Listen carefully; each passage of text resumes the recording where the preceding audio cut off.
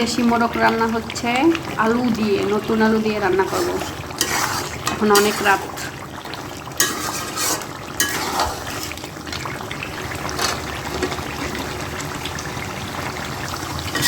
বিখির উপা তাড়াতাড়ি চলে আসবি কালকে, আইসা সকাল সকাল খাবি এগুলো রান্না করতেছি।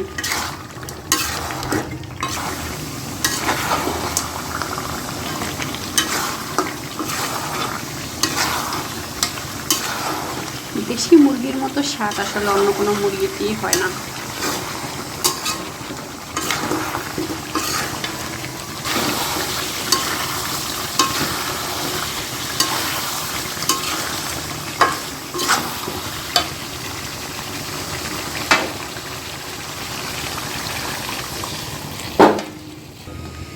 আমি তরকারি রান্নার ক্ষেত্রে, ভাত রান্নার ক্ষেত্রে সবসময় গরম পানি ব্যবহার করি। হিটার দিয়ে আগে পানিটা গরম করে নিয়েছি, তো এখন পানিটা দিয়ে দিয়েছি।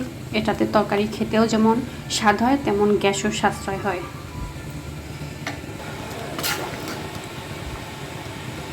মাখা মাখা করে রান্না করব, হালকা ঝোল, বেশি ঝোল রাখবো না।